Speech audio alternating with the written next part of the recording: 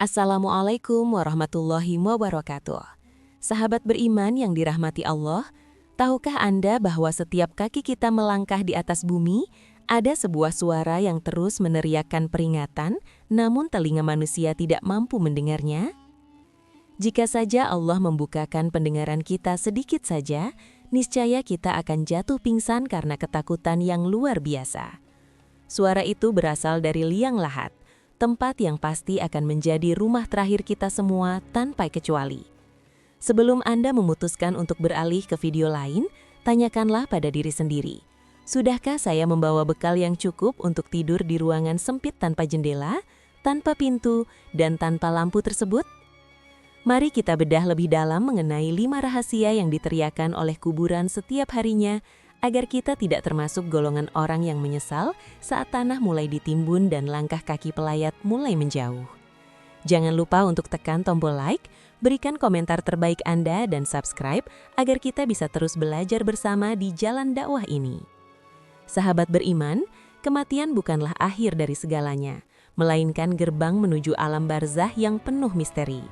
Rasulullah SAW pernah mengingatkan dalam sebuah riwayat yang tertulis dalam kitab Daqaiqul Akbar bahwa kuburan setiap harinya berseru dengan suara yang sangat lantang kepada manusia yang masih bernafas. Peringatan pertama yang diteriakan oleh kuburan adalah tentang kesunyian yang mencekam. Aku adalah rumah yang sangat asing dan tempat yang penuh kesendirian. Begitulah seruannya. Di dunia, kita mungkin merasa aman karena memiliki keluarga yang mencintai, sahabat yang setia, dan harta yang melimpah. Namun di liang lahat, semua itu akan kembali ke rumah masing-masing meninggalkan kita sendirian di dalam gelapnya tanah. Oleh karena itu, carilah teman yang setia yang tidak akan meninggalkanmu meski di bawah impitan bumi. Teman sejati itu adalah Al-Quran. Dalam sebuah riwayat oleh Al-Bazzar, dijelaskan bahwa saat seseorang meninggal dunia dan orang-orang sibuk dengan kain kafan, akan datang sosok yang sangat tampan berdiri di bagian kepala mayat. Saat malaikat Munkar dan Nakir datang untuk menjalankan tugasnya, sosok tampan ini akan menghalangi dan berkata, "Ia adalah sahabat karibku. Dalam keadaan bagaimanapun, aku tidak akan meninggalkannya. Jika kalian ditugaskan untuk bertanya, lakukanlah, tapi aku tidak akan berpisah darinya hingga ia masuk syurga." Ternyata, dialah penjelmaan dari ayat-ayat Al-Quran yang sering kita baca dengan penuh cinta. Setelah masalah kesendirian, kuburan kembali berseru dengan peringatan ketiga. Aku adalah tempat yang sangat gelap, maka terangilah aku dengan sholat malam. Sahabat beriman, kegelapan di dalam kubur tidak akan bisa ditembus oleh lampu tercanggih sekalipun. Satu-satunya cahaya yang mampu membelah kegelapan dimensi tersebut adalah cahaya sujud kita di sepertiga malam saat dunia sedang terlelap. Salat adalah nur atau cahaya bagi hambanya yang beriman. Hal ini diperkuat dengan firman Allah SWT dalam Al-Quran Surah As-Sajdah ayat 16. Tatajafa junubuhum anil madaji'i, yad'una rabbahum khawfan wa tama'a, wa mimma razaqnahum yunfiqun. Artinya, lambung mereka jauh dari tempat tidurnya, mereka berdoa kepada Tuhannya dengan rasa takut dan penuh harap, dan mereka menginfakkan sebagian dari rizki yang kami berikan kepada mereka. Melangkah lebih dalam lagi, kuburan mengingatkan kita pada seruan ketiga bahwa di sana tidak ada fasilitas duniawi. Aku adalah tempat yang penuh dengan tanah, maka bawalah alas tidurmu berupa amal saleh. Demikian seruannya. Setiap kebaikan yang kita lakukan, setiap rupiah yang kita sedekahkan dengan ikhlas, dan setiap langkah kaki menuju majelis ilmu akan dirajut oleh Allah menjadi permadani indah di alam barzah.